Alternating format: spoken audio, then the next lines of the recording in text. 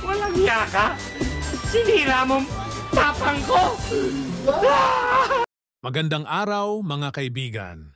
Sa episode na ito, ating pag-uusapan ang buhay at karera ng isa sa mga kilalang komedyante at aktor sa Pilipinas, si Ching Arellano.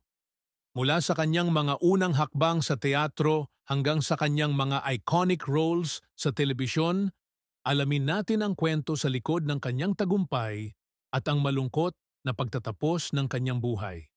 Tara't simulan na natin dito sa Pinoy Wisdom.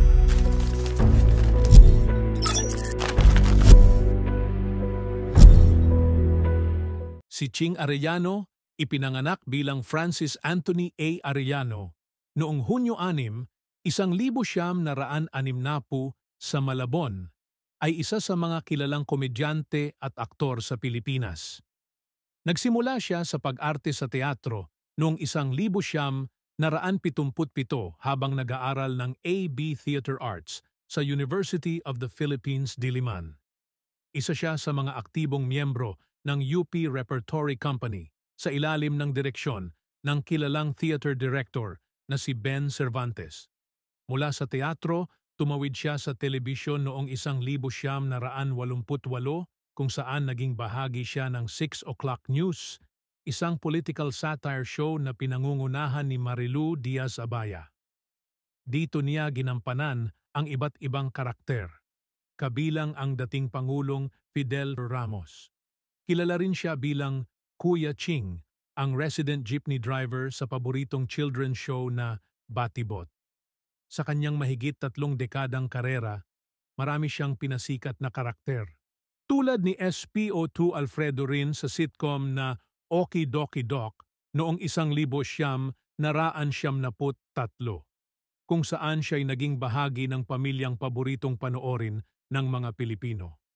Sa mga pelikula, ilan sa kanyang mga di malilimutang pelikula ay Hulihin Si, Nardong Toothpick, 1990, Pitong Gamol, 1991, at Alabang Girls, 1992. Nagsilbing inspirasyon ang kanyang husay sa komedya at drama sa mga bagong henerasyon ng mga artista. Si Ching ay ikinasal kay Chevista Arellano, ngunit hindi gaanong nailahad sa publiko ang kanyang personal na buhay. Sa mga huling taon ng kanyang buhay, nalaman na mayroon siyang congenital heart condition na atrial fibrillation na siyang naging dahilan ng kanyang pagpanaw noong Pebrero 12, 2011 sa edad na 50. Siya ay inilibing sa Eternal Gardens sa Balintawak, Quezon City, kung saan siya ay pinarangalan ng kanyang mga kaibigan at pamilya. Kahit pumanaw na si Ching Arellano, ang kanyang kontribusyon sa komedya at telebisyon ay mananatiling buhay sa alaala ng kanyang mga tagahanga. Mula sa kanyang mga ginampanang papel sa teatro, telebisyon at pelikula, naging inspirasyon siya ng maraming Pilipino na sumabak sa mundo ng sining at aliwan. Huwag kalimutang mag-subscribe para sa iba pang kwento ng mga personalidad na nag-iwan ng kanilang marka sa ating kultura. Maraming salamat sa inyong pakikinig at hanggang sa muli. Dito lang yan sa Pinoy Wisdom.